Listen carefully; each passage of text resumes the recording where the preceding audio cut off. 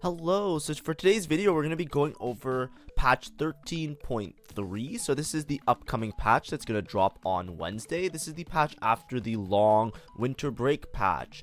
This is going to be me reacting to Mortdog's YouTube channel video. So please make sure to like and subscribe to Mortdog, as I am. You can watch the original video. I will link it in the description. Like I said before, this will be my reaction to it. So by all means, make your own opinions from it. I'm just going to give my take based on my experience of playing it for the people of my channel, so you guys have a little up-to-date understanding of what's happening with the current game.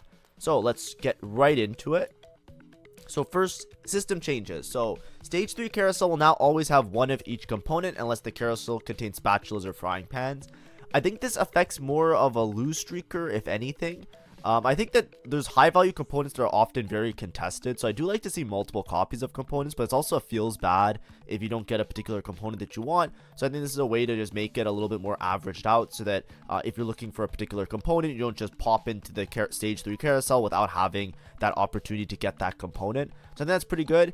And then opening encounter, they sped up the speed to get the game started a little bit quicker. I don't think that's a big change or anything, but you know, if you felt like it was a little bit too long, that's fine. I wish they also sped up Powder's Monkey. I think the Powder Monkey encounter is really slow when the monkey drops that round. It's very hard to, like, you know, you're kind of waiting a while to see what the encounter actually gives, but I'm sure that will come in a later patch.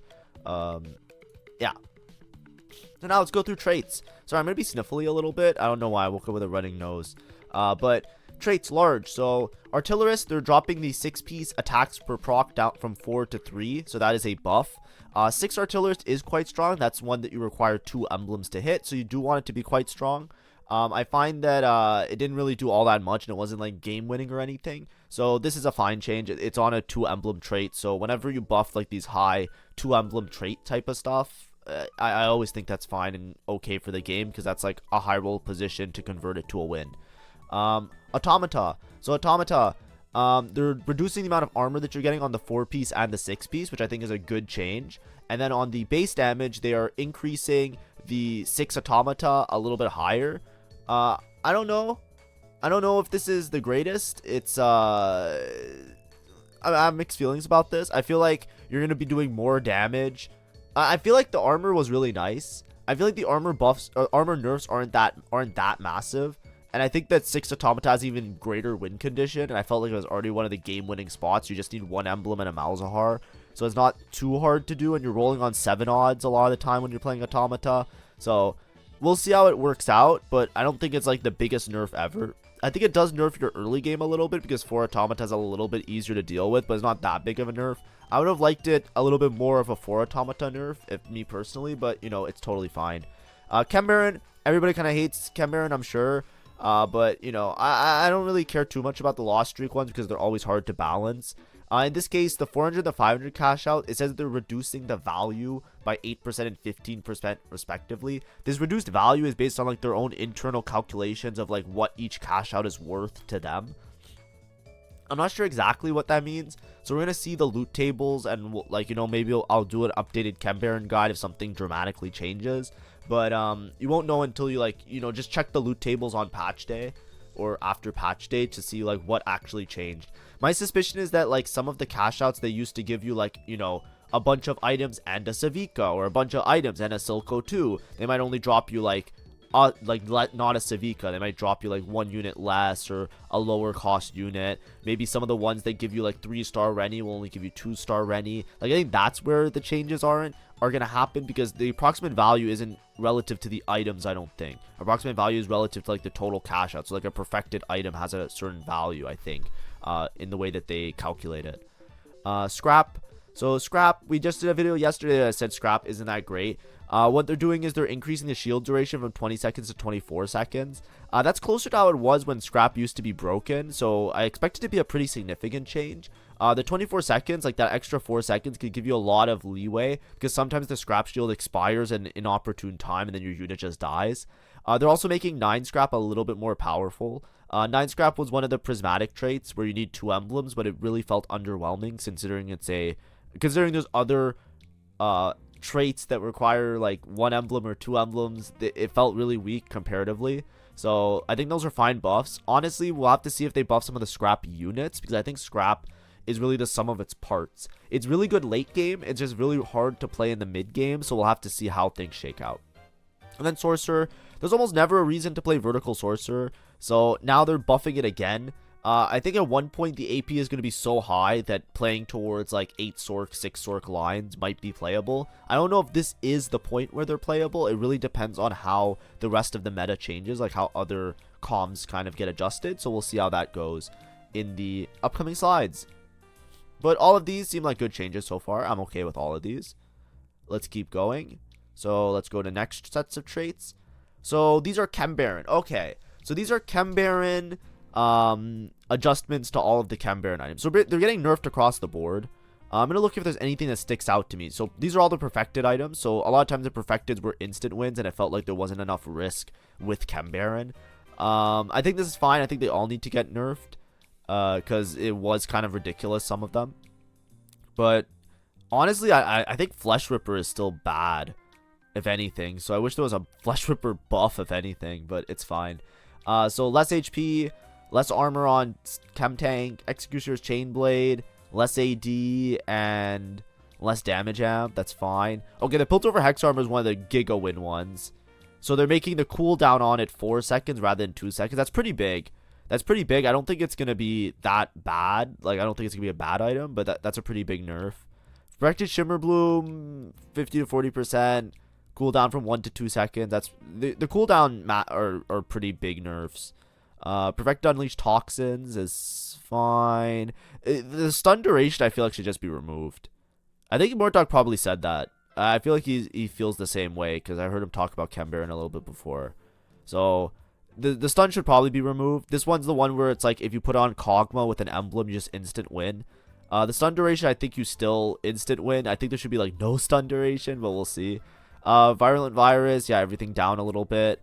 And then Voltaic Saber, Omnivamp down, and instances the proc from 4 to 6. That's pretty massive because you usually melt people with Silco with this item. So now that it takes 6 procs instead of 4 procs, it takes a little bit more time to get ramped up.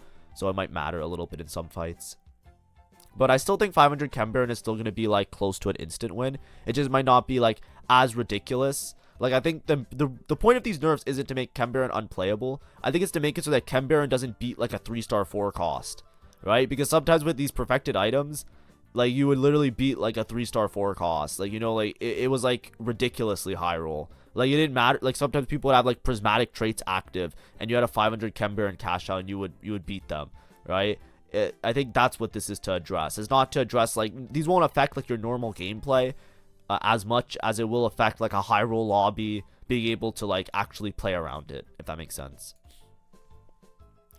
Okay, 1 cost champ changes. So Powder, make her do less fall off. That's like her AoE when she shoots her like little thing and it explodes. It has less fall off. I don't think that's a massive change. I think her bigger problem is that she takes too long to cast, but that's okay. Steb changes are fine. I don't think he really needs a mana change, but Steb's ability is basically that he heals like his front line, so he's very good at sustaining the front line, especially if you hit a Steb 3. So lower mana cost is pretty nice for that. Zyra increased damage. I felt like Zyra was kind of like which is kind of mid, but there's a massive increase on 3-star Zyra. There's some lines where you play reroll Lux, reroll Zyra, similar to how you play reroll Renata, where you play 4 Sentinel and then you play Zyra 3 Lux 3. The Zyra 3-star, that is massive. That's like 50 extra damage. So there might be Zyra reroll. I would expect like Zyra with Urgot because of the true damage. So be prepared for like a Zyra reroll is what I would say. There might be a Zyra reroll coming up. Or it might become more popular from instead of just being a very niche situation. Like 3 Experiment, 2 Sorc, or even Vertical Sorc maybe, because Sorc got buffed. Something like that. We'll have to figure out which one's the best damage version of it, but there'll probably be something along those lines. Singed, decrease all around. I think Singed was really tanky. The durability was massive on him because you usually play him with Vertical Sentinel, and if you have a 3-star Singe, 6 Sentinel, and then Giga durability from his ability, and then you just put like Warmogs on him or Redemption, it was like, okay, like yeah, we're kind of really in it now, aren't we? So I think that's fine. It doesn't seem like that big of a nerf. I think 3-star Singe will still be a monster. Then we have Trundle. Trundle decreased mana cost. I think that's fine as well. Small buffs to some of the less performing 1-cost units. Is there no more 1-cost changes? No, it's just 2-cost changes now. Okay, 2-cost changes. Camille. Camille buffing everything. I think Camille's been in a really awkward spot. This is to make her a little bit more stable. The buffs are mostly to the 1 and 2-star versions of Camille. So that's really nice because she felt really unreliable in the mid game. A 3-star Camille still felt pretty good, especially if you had 3-star Camille, 3-star, what's his name? Smeech. Like, if you actually played around the old Ambusher line, she did feel quite strong. So not too much of a change to 3-star, which is pretty nice. And a little bit of a change to 1 and 2-star to make her a little bit more stable. I think that's good. Renata, they're decreasing the amount of shielding she's doing. So they hit the Singed, and now they're hitting the Renata. They're trying to adjust this Renata reroll line being very strong. I still think it will be a thing. I don't think these nerfs are overbearing, right? Because their spell shielding, usually you play her with Archangel, so it scales to like a ridiculous amount anyways. But it's around a what? That's a 10% nerf. So you can imagine your shield being 10% worse. Imagine fights lasting 10% less time. That's the way I would look at it. So it's a little bit less reliable. If it's a little bit less reliable, just be careful playing around the Renata for sure. Ziggs.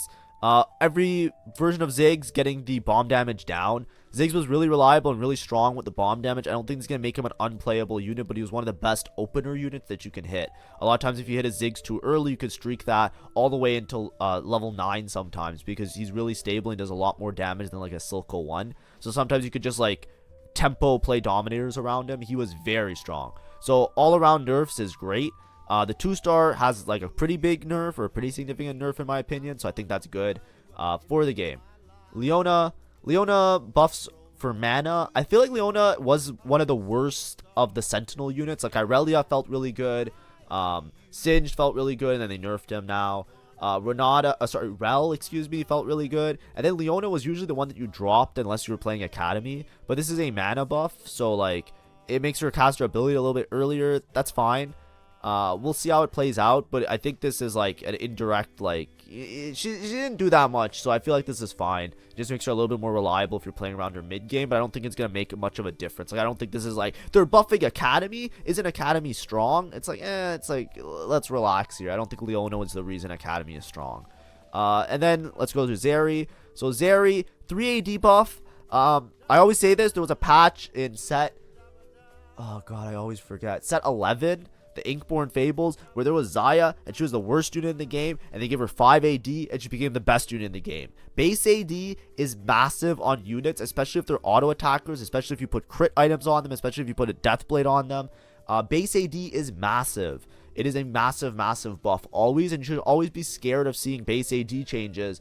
Zeri, I already felt was a reliable top 4 unit. There were many times that I played around Zeri just to get a reliable top 4, because with Firelight augments or Sniper augments or just playing Watchers with Zeri as a backline, similar to like the old Kog'Maw line, it was actually very reliable in stage 2 and stage 3.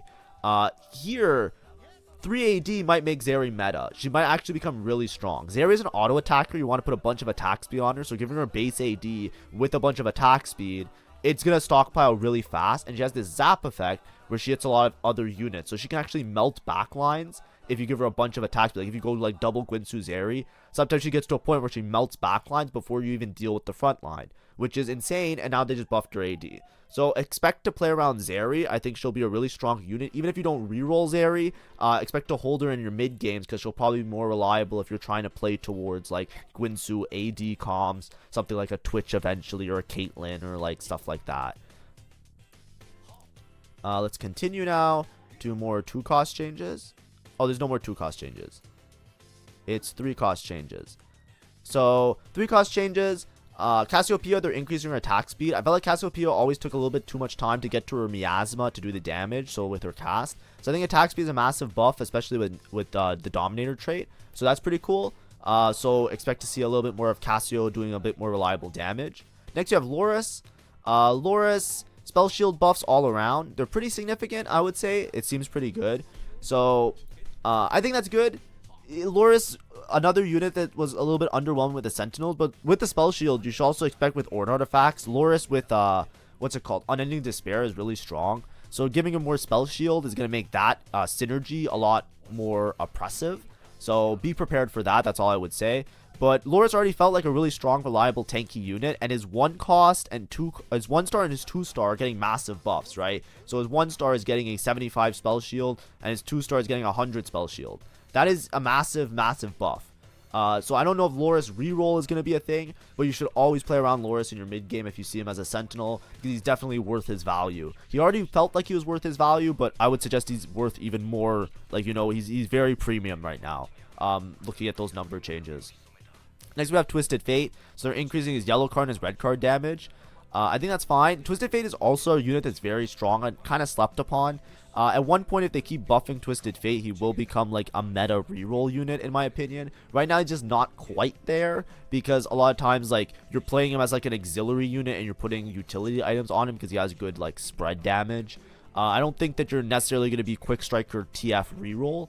Unless they nerf some of the other aspects of Quick Striker. So far, we haven't seen it. We haven't seen anything like Nocturne changes. We already went past the 2 costs. We haven't seen anything about like artifacts in general, but we haven't gone to items yet. So we're going to see if other aspects of the Quick Striker reroll has changed, and then maybe it becomes more TF focused, but we'll decide that later. Next, Gangplank. So Gangplank melee form, getting a bunch of buffs here. Melee Gangplank is usually less played. I think it's fine to buff the melee. I felt like melee Gangplank is okay, but basically like getting more spell heal and doing more like damage, basically. It's not too much damage. It's like a small buff. It's like maybe like a 10% buff, it seems. But I think like, especially with Swain, whenever you're playing like Form Swapper reroll and stuff, a lot of times you want to put like backline Gangplank, backline Swain, because it just does way more damage. Here, it's a really nice idea that maybe now you can do like frontline Gangplank, gives you like another option of stabilization. Because a lot of times you'd be forced to put Swain in the front line and have backline GP. But like, you know, if you have AP items, it's better to like play it the opposite way. I think it's pretty good. We'll see if it's broken. I can't tell, because frontline Gangplank is kind of like hit or miss a lot of the time. I've streaked and done really well with frontline Gangplank in the past. So I'm unsure exactly how strong it is, but it's just something that's underplayed, so I don't have a proper opinion on it. Smeech buffs, so less mana cost. I think that's really good. Smeech is really good at deleting units, and getting those early deletions matters a lot. So what Smeech does, he targets the lowest item unit. So usually the units that have the lowest items are going to be like these little shit units that don't have that aren't itemized, basically. So he's really good at like avoiding the main tank and going, and when it is cast, basically like deleting everybody that's like an auxiliary unit. That's really good for your team, because a lot of times, even if you're playing ambushers, you don't want Camille to be wasting time on crap units. So having Smeech delete the units faster, or have that first cast faster, where you can like go like rah, rah, rah, and then like kill all the other crap units on the board. It allows you to focus your damage on like main tank or main carry, which is very nice. So I think this is actually a pretty good buff if you're trying to play towards that ambusher line. And the ambusher line is quite strong. I think it's a little bit locked behind either emblem to stabilize earlier, or it's locked behind like loot explosion, which is like an augment that gives you loot if your ambushers critically kill units. So with the Camille buffs and the Smeech buffs, it might become a little bit more relevant, which I think some people were looking for. So that's happy for you guys. I don't like reroll that much, so I don't really care too much, but it does seem like a good or okay change. Champs now. Echo, they're decreasing the mana cost. I think this is a pretty significant change. I'm not sure how broken it makes Echo. I don't think it does, but they buffed Scrap, right? A little bit. They buffed some of the other aspects of ambushers, which is where you usually play Echo. Echo, a lot of his utility and his damage is in his cast. To a point where sometimes if you look at some of the good items on Echo, some of them are mana items. Like blue buff Echo is surprisingly like alright or good. You really want him to get his cast off as many times as possible. So making the total mana cost from 60 to 50, this isn't like a mana buff where it's like you have more starting mana. This is going to make Echo cast more times in a fight. It's hard to tell how significant that is, but it's pretty good. That's a good change. That's a good way to address some of the issues, because like, hey, we have this unit that really likes to cast, and that's where most of his damage and utility is in. Let's just make the mana lower.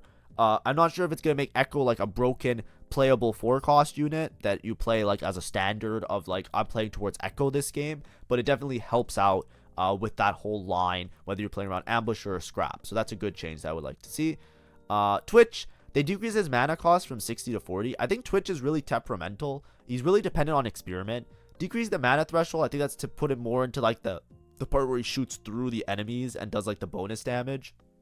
So you just get Twitch doing damage a lot earlier in the fight, or doing more damage a lot earlier. I think that's fine. I'm a little bit scared about Twitch sometimes, because like sometimes his board cap's really high if you hit a Caitlyn.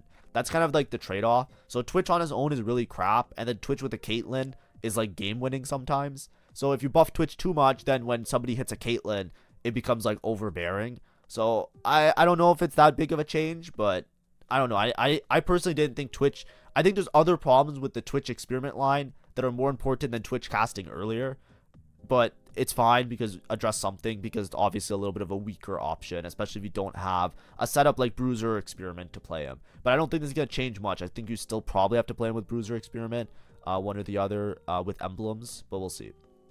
And then Elise, this is to make backline Elise do more damage. Backline Elise already does an insane amount of damage. The problem is that frontline Elise is so valuable that people don't play backline Elise. So it's kind of hard to tell. Usually you can only do backline Elise if you have like a vertical bruiser board. Frontline Elise has this massive stun. She could sway the fight instantly, and a lot of times building items around Elise to cast and get the stun off. If you get one or two stuns in a fight, you literally win the game. The stun is so important. Look at Victor, that people complain about Victor. Look at Rebel. You play 7 Rebel for the sole purpose of getting the stun off, right? The stuns are massive in a game like TFT, and it can really sway a fight, especially if you hit the enemy carry. It can be devastating. It can be round winning. So very rarely do you play backline Elise. So these are massive buffs. Backline Elise already did an insane amount of damage, and this is going to make her do even more damage. There's obviously a justification for it, but I want to stress the importance of be careful around frontline versus backline Elise. Now, if you have a board where you don't think you need the stun, then this is kind of crazy. It also makes it so that if you hit an Elise and you don't hit a mainline carry, sometimes that does happen, and then I end up playing backline Elise as like a temporary thing. It is a pretty significant change. It's like a 10% buff all around to her damage in ranged form, and she already did a massive amount of damage. So it seems really good. I'm not sure how broken it will be, but it's just like the problem is that a lot of times you need to play frontline Elise, so it's hard to justify putting her in the backline even if it is really broken. 5 costs. So Jace Hex X4 no longer triggers its effect automatically when revived. Okay. Will only trigger its effect when it's alive and Jace casts a spell. Okay, so let me explain what this is doing. So a lot of times when you're playing around Jace, you put the dummy in the front line, like the Hextech Forge thing. When you put the dummy in the front line, when it dies, when Jace casts, it respawns. When it respawns, it causes the Hextech Forge to do its cast, right? I thought that's how it's supposed to work, but apparently it's not, because they're changing that. So basically what you would do before is you would always put the dummy in the front line, and a lot of times you would position your units in such a way that your backline units that want the speed buff. Okay, let me just explain in case people don't know how Jace works. If you put Jace in the front line, he spawns a dummy, and that dummy gives shielding to all of your allies in the front line. If you put Jace in the back line, the dummy then gives attack speed. So the idea is that if you put backline Jace, you want to put backline dummy because the dummy gives attack speed. If you put frontline Jace, you put frontline dummy because it gives shielding. What you would do normally is that frontline Jace wasn't that great. So what you do is you just put backline Jace, and then you put the dummy in the front line. Because the dummy, I say crystal dummy, same thing, right? It's basically like a target dummy. The crystal has a bunch of HP and it respawns. It's like a respawning target dummy that the opponent will waste their time trying to kill. So a lot of times it was more valuable to just put it in the front line. Additionally, there's ways to position that you can make sure that the frontline dummy or the frontline crystal is still giving attack speed to your backline, but just moving your frontline units like 1 hex off to the side.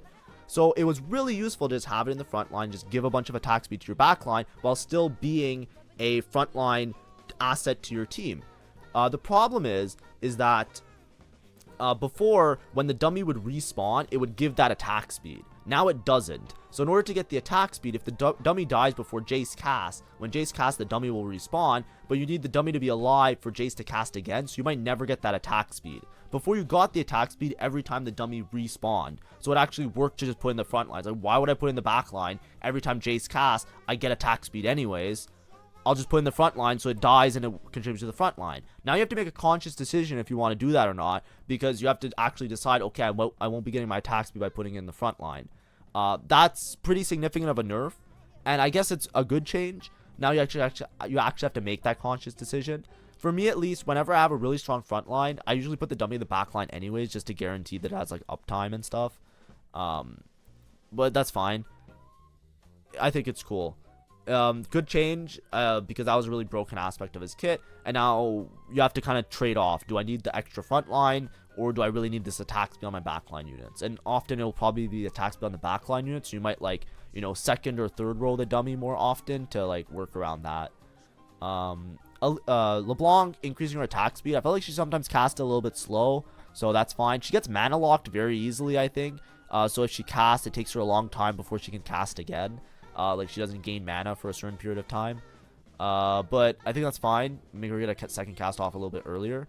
Frontline Jace, what is that, like a 20% increase? Main target damage 20%, like it's like a 10 to 20% increase on everything. That's pretty strong. I think frontline Jace is a little bit slept on. Sometimes when I'm having trouble with my frontline, especially if I'm playing like, you know, Emissary Flex or something, I play frontline Jace and I'm always surprised by how much damage he does. And how much shielding and like frontline ability he has with Form Swapper with all the durability. So increasing the damage by a good amount might make it a lot more viable. Additionally, like frontline dummy with frontline Jace is pretty good in a lot of those boards. So that seems pretty fun.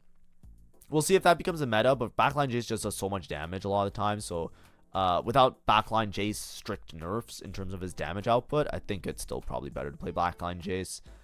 Malzahar buffs to the damage, spell wave damage, and then the damage per tick is getting increased by 2. These changes look really small, but they're actually pretty big, right? It's like 10% overall damage, because he's a unit that does like a lot of tick damage, right? Like he's like your resident blightening jewel holder, you know what I mean? Like he does damage over time. So increasing by, like, even though it looks like 1 versus 2 and like 8 versus, like it looks like small number changes, but percentage wise it's a lot of damage. And Malzahar, I think Malzahar was in a good spot. I've been playing a lot more Malzahar like when I do roll downs and I'm playing AP, and he always surprises me with how much damage he does, because they did this big Malzahar nerf and he was shit, and then they kind of walked it back a little bit. I definitely think he's strong, and I think he's good to play around. So good changes to 5 costs. 6 costs, Mel increased 1 and 2 star damage, and then Warwick experiment bonus stun duration increase. Yeah, you never really played him with experiment. The experiment stun duration was kind of useless most of the time, no lie. I know stuns are really important, but a lot of times he just wasn't stunning the right units. And then his blood hunter heal, blood frenzy, these are big changes. I think Warwick was one of the weaker ones. Warwick was good in certain spots, don't get me wrong, but I think this is good changes all around. Mel, I don't think she needed really a buff, because Mel's kind of already annoying. But I think they're trying to bring both these 6 costs up to the level of Victor. I would have preferred it if Victor was brought down to the level of these 6 costs. So, I don't know. That's just like a difference in opinion of what you want to see out of the game. But yes, I understand. They both need a little bit of a buff, because when you saw Victor, you were really happy. When you saw Mel, you were sometimes happy. And when you saw Warwick, you were often like, ugh, this shit. But, you know, maybe if you make him a lot more reliable, he'll be more liked, I guess. So hopefully that helps out a little bit.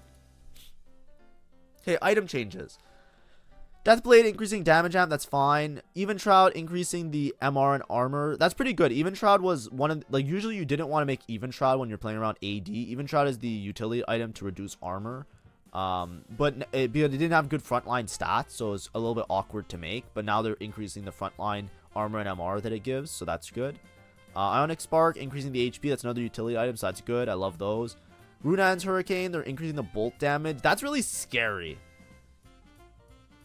I don't like that change. I don't like that change a lot, because there's a lot of really fucking weird interactions. I don't want to say that, but this is a Runan's bug that if they don't fix it, I don't like this change at all. So I don't want to say what the bug is, because then people are going to bug abuse. But everybody knows about it.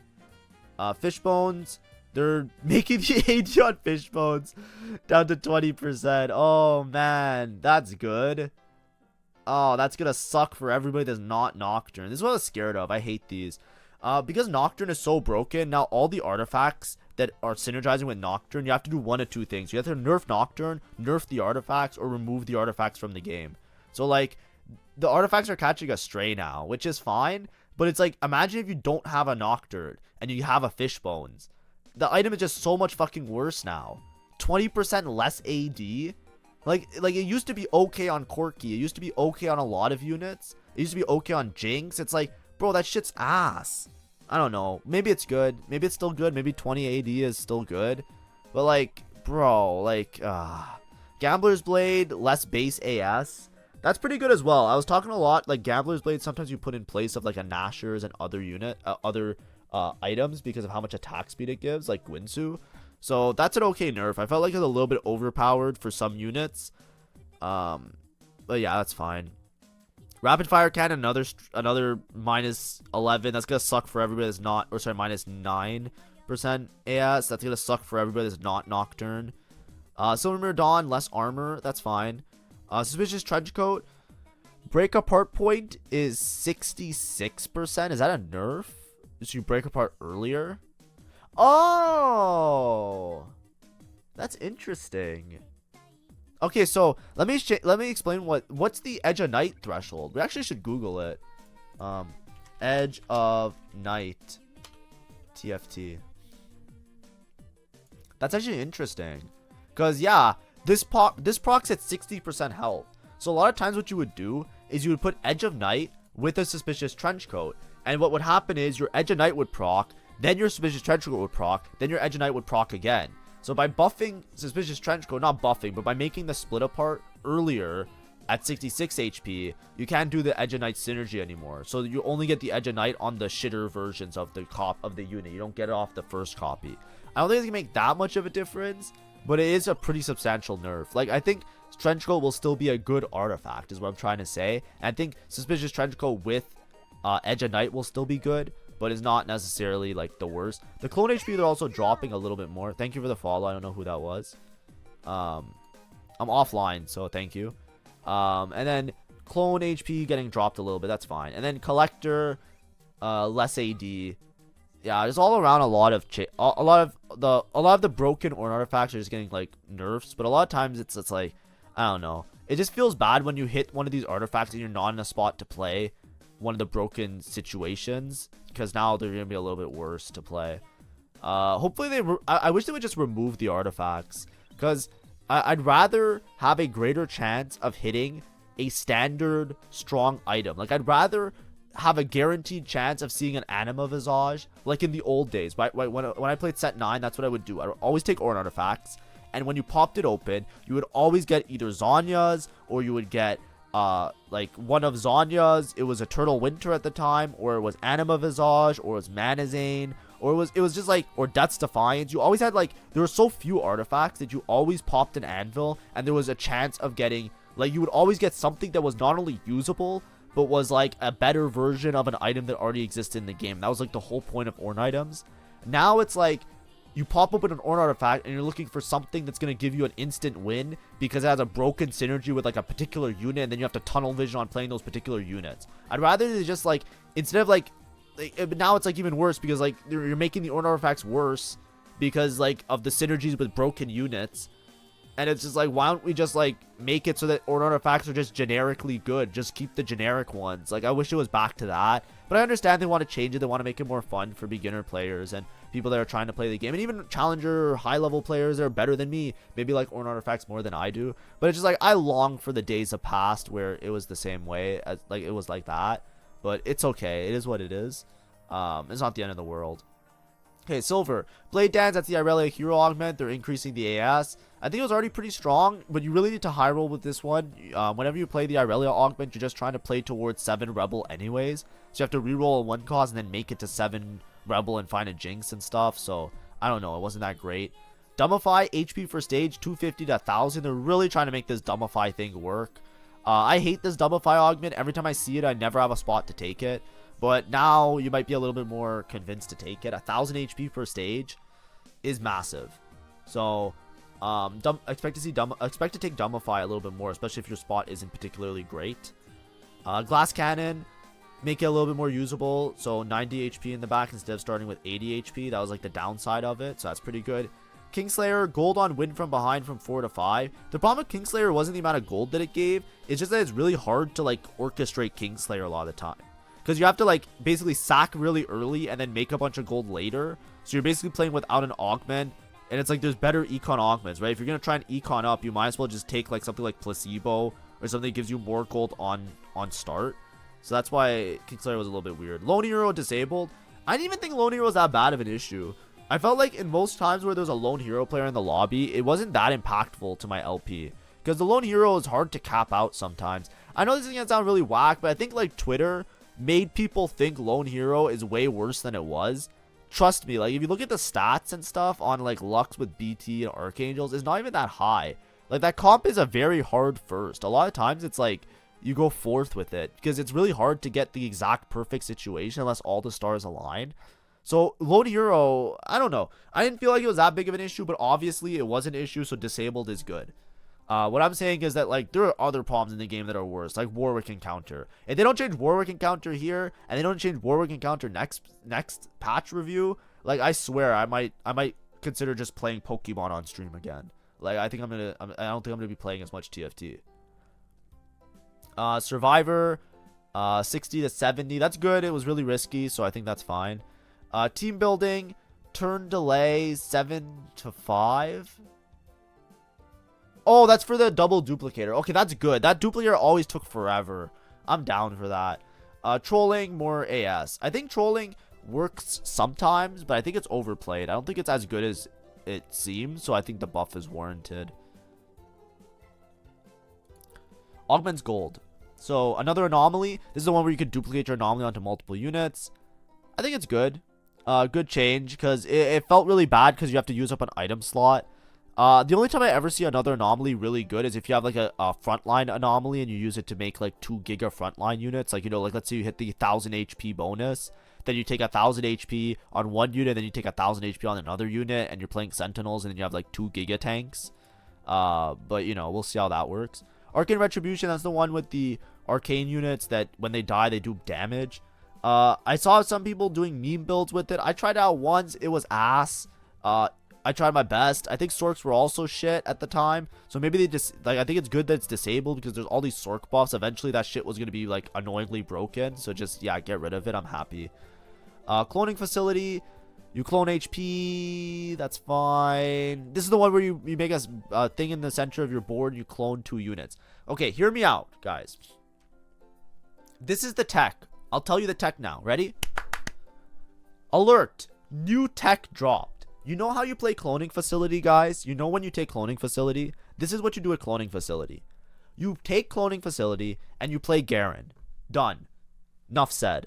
You get 2 Garens and you just buff everybody's HP because there's emissary bonus. It's so fucking stupid. I saw that shit with built diff on one game. I forget who it was. I think it was oh god. It was I forget the challenger player's name, and I'm so sorry, but it's one of the NA players. It was either Darth Nub or somebody else. It's either Darth Nub or it was Greya, or I'm sorry that I forgot who did it. But you just put double Garen, and I think both the emissaries worked but I couldn't tell entirely. I have to still try it out myself. But I saw that somebody else doing. I was like, oh fuck! I just wrote it on my notepad and like shit to try out for stream. Anyways, contested, disabled, that shit was fucking broken. If you weren't playing contested every time you saw it, that shit gave so much gold. Get rid of it. Good. It was so bad. It was so bad. Crimson Pact, mana per auto from 3 to 5. That's the Vladimir hero. I really don't like that Vladimir hero. The only time I lost to Vladimir hero was when I played Ready hero. Like, I don't know. Family Crest no longer gives a violet. That's good. I think, like, you know, they removed the Enforcer emblem. They removed the Loris. Like, fuck it. Remove all the units from all the crests. Just make it so you only take a crest when you have a good spot. I'm down. Forward thinking, 70 to 80 gold. I already think forward thinking is pretty good in certain spots.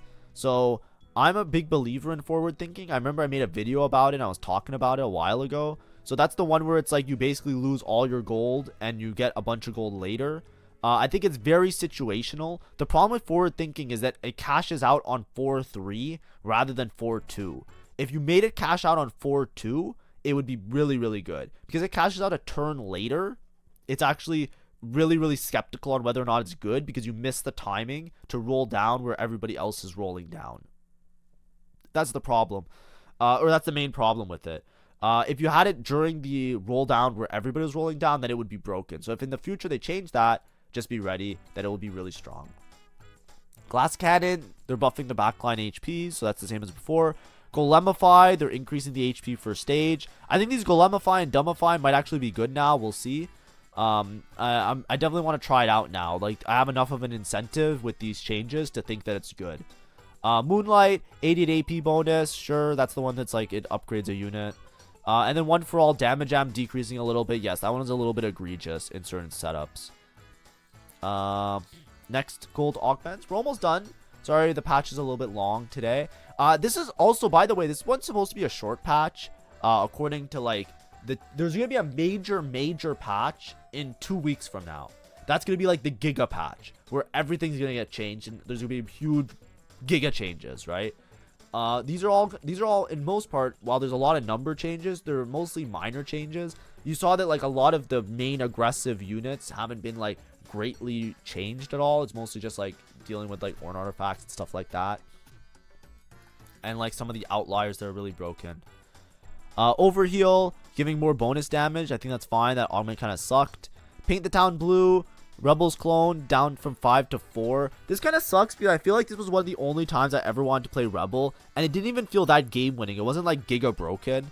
It wasn't like absolutely absurd. So decreasing I feel like it's a stray bullet. I actually don't like this change because I don't think it really. I think we're attacking a comp that already was kind of weak in the first place.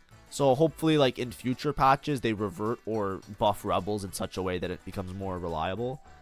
Superstars, damage amp increased. Oh, that's per 3-star. Okay, that's fine. Too much value. Rebels clone. Oh, I don't know what this means. Whatever. It's too much value got to change. I think it's just a typo here. Warpath, 1-star, 5 cost granted. 4 to 3. Oh yeah, Warpath was so annoying because like these guys would just have illegal boards if they actually hit with Warpath, and now it gives more item anvils. I don't know if this is a buff or a nerf. It looks like more like a buff, but I think that's fine. It was very situational. Warpath, you have to like do X amount of player damage, then you get a cash out. So you can only take it if you're really strong. But the problem is that you have to be like insanely strong because Warpath itself is like a gold augment. So while other people are taking gold augments that are making their board stronger, you're taking a gold augment and you're hoping that you're strong enough. It's similar to like Golden Egg. That's why Golden Egg is really bad, by the way. It's not because Golden Egg, the cash out is bad. Golden Egg is bad because everybody gets a Prismatic augment that makes their board stronger, and you get a Prismatic augment that you have to win a bunch of rounds now in order to actually cash out, but you don't have the benefit of other people getting like bronze for life or all these sorts of like really strong augments. You just fall behind and you just lose. But that's how Warpath kind of was. So if you're in a really insane spot, then it's good. Alright, Prismatics. Exalted Adventure, it now gives you only duplicators to start the next 3 stages. That's a nerf. I think that's good. Exalted Adventure felt really broken, but it was even more broken because it kept giving you duplicators so you can cap out your board really high. So I think that's fair. Anger Issues, they're buffing it a little bit more. Anger Issues, it's just so hard to decide when to play it because you can't make armor or MR shred, like shred and sundering, and you can't make anti-heal. So you really rely on certain boards to give you that, and there's not like a general anti-heal that you can get from units like easily, and armor MR reduction, there's not that good. Like there's just like Urgot and like powder and like other units. Like I don't know, it's hard to justify using Anger Issues as a Prismatic. So we'll see if they change it anymore. I don't think this is gonna change anything. I'm still not gonna click it. Artifactory disabled, yeah, that's good. Like yeah, this is what I said. Like I used to love playing around Ornn artifacts personally, and I don't know, the spot about Ornn artifacts now, like I already talked about it, but I think disabling is good. The Nocturne line was fucking illegal. Like you could just hit Artifactory and you just win out for free, because it's not like there's 1 win condition, there's like 7 win conditions, so you're gonna hit one of them. So it was just annoying, and it was also annoying with Emissary sometimes, or with the Mbessa. Like, yeah, just get rid of it. There's still Living Forge, so don't worry, Nocturne's not going anywhere. There's still Jason counters, so don't worry, Nocturne's not going anywhere. But, like, yeah, just get rid of it. I'm okay with that. Belt Overflow is giving more HP per belt. I always took Belt Overflow whenever I saw it, so I already thought that was strong. I don't know why it's getting buffed. I honestly think Belt Overflow is one of the stronger augments, so I don't get it, but sure. Okay. More belts for me. Bronze for life. Durability per trait. So this is bronze for life 3. So you just get less durability. Or bronze for life 2, sorry. You get less durability. Okay. It needs to get nerfed. It's very strong. With certain lines, it's game winning on the spot. It's just like Exodia top decking. So, I don't know if that's enough of a nerf. I would nerf some of the damage amp as well, but we'll see. Build-A-Bud gives a little bit more gold. Yeah, it kind of sucked. Get your econ rolling. I'm down. Calculate enhancement. More AD, more AP. I think that's good. I felt like it was a little bit mid in terms of the stats for Prismatic. So buffing AP and AD, AP 10%, AD 5%. I think that's good. Dark Alley dealing disabled. Yeah, get rid of it. No more trench coats for you. All right, cool. Unexpected expectedness. Stage 2 low roll is 10 rerolls. Stage 3 mid roll. Okay, this is the one where it rolls the die and it gives you rewards. They're buffing the mid rolls and they're buffing the low rolls. You know what I would want with expected unexpectedness? I would like it to keep going in stage 5. I think that's the problem. I don't know if this changes anything. I've taken it before, and the problem with it is that on stage 2 it's really strong. Stage 3 it's meh. Stage 4 it's shit. And then at that point you're just down to Prismatic. Because like it's only good for getting early game. Like it's literally only good for early game. Because, like, on stage 2, you get, like, a bunch of units or duplicators or, like, resources that you can use to strengthen your board and win out on stage 2. But then after that, the cash outs are fucking dog shit unless you, like, actually get, like, a really good, like, you know, you hit something massive. So it's like, I don't know what to do there. It's like, I genuinely don't know what to do with it. I'm still not going to click it anymore. Family Crown no longer gives Violet and Vander. That's good because a lot of people just force family off of it. Now they actually have some of the family units to actually make use of it. I'm down for that.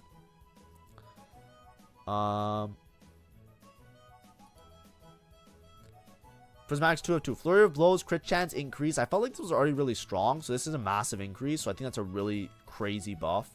I don't even think it needed to get buffed. Ghost of Units Past. Buffs, yeah, I don't know how good this is. It got giga nerfed and now it's like a small buff. I still don't know if you can play around it because it's a little bit awkward. You kind of have to govern your whole strategy around Ghost of Units Past, so it's a little bit awkward. Subscription service gives more gold. That's really good because often you didn't have enough gold to buy all the 4 costs, so I'm down for that. Sword Overflow, more AS. I felt like this augment was kind of mid unless you were playing around like Twitch or somebody that you want to put double Deathblade. They just buffed Deathblade to give more damage amp, by the way. So Sword Overflow with the double Deathblade now actually seems like a viable pick if you're trying to carry some sort of AD unit. Geniuses, Echo clone damage up. That's massive. They also gave the Echo buff. I've seen this pop off Geniuses before because it does do a lot of damage. And they already buffed it in the past. It's just underplayed because Echo's pretty bad. So with the mana change as well, this might actually be strong. Void Swarm, they're making the turn delay from 11 to 10. Does that mean anything to me? Not really. I don't know. I'm still not going to take it. Wand Overflow, and they're increasing the AS on Wand Overflow. Both Wand Overflow and Sword Overflow, they're good in certain spots, but often they're pretty bad because it just gives you some items, and the benefits of those items aren't that great. But I see the Sword Overflow really good because they just buffed Deathblade. That's like the key thing that stuck out to me. Anomalies. Arcana Overwhelming. Bonus MR and MR to AP conversion getting increased. This is not that good unless you're playing like a frontline MR unit a lot of the time, so I don't know. Avalanche of Armor. Sure. Berserker Rage. Sure. Center of the Universe. Yeah, like a lot of these are ones that you just never take anyways, right? Or you're trying not to take, if anything. Defense Expert. Yes, that's fine. Energy Absorption. Energy Absorption might be interesting. AP gain on allied death increased a little bit. That's pretty good if you're playing backline units. Laser Eyes, I've seen some synergies where it goes off. So increased damage scares me because sometimes these units just absolutely melt. Laser Eyes, the best time I've ever seen Laser Eyes is Laser Eyes with Echo, by the way. Somebody might get my Laser Eyes with Echo, and I think the laser crits if you play Vertical Ambusher. So that guy literally fucking walked around the board and melted everybody. It was Exodia on the spot. So, like, be prepared for that. Like, that's all I will say. I don't know if it's good on anybody else, but I saw that shit on Echo, and I blinked and my board was gone. He just ran around and killed everything. And he didn't even have to attack. He was just walking around. It was miserable. So be prepared for that. I don't know. Mini-Me's proc every 2 attacks, and that's good. That one kind of sucked. Nothing wasted. That's the one that everybody likes. Now mana gain is 50%. At one point, it's going to be not useful to take, so that's good. Repulsor, Slime Time. Yeah, these are all fine. Wolf Familiars suck, so more AD is good. Basically, what happened is a lot of times with these ones that give AP, AD, or Armor and MR, there was just a clearly better option, so you never took them unless you were in a really good spot. Because, like, let's say you saw Wolf Familiars, right? You almost never took that shit. Because it was like, I'd rather just take, like, I'd rather roll and just take a random frontline anomaly at that point. Because it just didn't really do anything. So, like, if you buff the stats enough, eventually they'll be good enough to take, which I think is what they want to do. So I think all these changes are fine. These are all things like, you know, the ones that are the most egregious, nothing wasted, big nerf. That's good, right? Nothing wasted Jinx, nothing wasted Jace, nothing wasted fucking any 5 cause. It was so fucking annoying. So that's good. Ultimate Hero as well. 4 turns to upgrade. I don't know. Ultimate Hero, it happens so less commonly because, like, there's so few. Like, it's so hard to hit the exact anomaly that you want anymore because, like, they removed that from the game. So, like, I don't even think Ultimate Hero is that big of an issue, but I guess nerfing it, sure, doesn't really affect me at all. Bug fixes. This is way too short for me, but hopefully maybe they're all gonna come in the next patch. Fix a typo, sure. Scavenger can no longer mistakenly give radiant items. Oh, is that a bug? Scavenger's the one where, like, when you kill units, you get items, but, like, sometimes it would duplicate the radiant items. I thought that was intentional.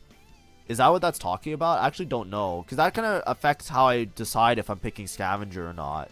Because that's the only time I ever consider Scavengers, when somebody has radiant items. Fix the final edge case that will allow hard commit to give an emblem. Okay, so I never had that happen to me, so whatever.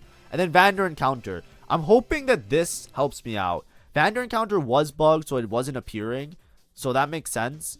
I'm hoping that with Vander Encounter appearing more, I'll see Warwick and Jace and Mel less. Because those are the 3 encounters that I hate the most. Especially Warwick. It's like, let's say I have to give the reasons why I'm going to stop playing set 13 at one point. The reasons I'm going to say I have had enough of set 13 is 50% Warwick encounter, 12% Jace encounter, and the rest is about, like, balancing, right? Like, that's my breakdown, right? If I have to give my reasons on a piece of paper, 50% of it is Warwick, 15 Jace encounter, and then the rest is balancing and bugs and all of the other stuff. Everything else in the set goes in that other part. So the Warwick needs to get dealt with. I'm hoping that Vander appearing more will mean Warwick will appear less, and maybe that will make my experience a lot more fun. But holy shit, that should not be 8%. I'm going to say it many times. It's the worst encounter in the game. It makes no fundamental sense. It ruins the game for me. If you enjoy it, power to you. I hope you have a great and fruitful life. But with all due respect, I don't want to play the game if Warwick encounter stays the same as it is. That's a me thing. Bugs I haven't seen here that now I'm going to go, right now after this video, I'm going to go make a bunch of posts in Mortdog's Twitter, I guess. Or Mortdog's Discord to report some bugs. Because there's the Mbessa bug, there's the Ezreal bug. I don't even know if it's an Mbessa bug, but there's like a bug with Mbessa. There's a bug with Ezreal. There's a bug with the I don't even know if it's supposed to be a bug, but it's the bug where you take that augment. What's the augment? Delayed start. You take delayed start, and if you have a component anvil on your bench, you can't open it if you take delayed start. Like, I don't know if that's intentional or not, but, like, you can't, like, I took delayed start in Jace Galaxy, and then I couldn't open my Ornn artifact. The Mbessa bug, I have a clip of it on my Twitch. There was a duplicate Mbessa on the board. I don't even know how that happened. And Ezreal, I don't want to talk about, because everybody that I've seen and their mama is abusing the Ezreal bug, so I'm just not going to mention it, because I don't want you guys to abuse it. But anyways, I digress. You can talk to me about stream and I'll tell you what the Ezreal bug is. But I digress. Goodbye. Overall patch notes. I think these are good changes. This is supposed to be a smaller patch and not addressing larger balance changes. It's mostly looking at outliers and things that were too strong or too weak and trying to address them. Nocturne got a lot of stray bullet hits. Artifact got a lot of stray bullet hits. Those are getting dealt with very well. I don't think it's going to change any meta. The things that stuck out to me, I mentioned before. Zyra, Echo a little bit. scrap in general. Like, there's a lot of things there that might mean or indicate that there's some other things you can play. Lone Hero Lux is gone, so that's a thing that's gone.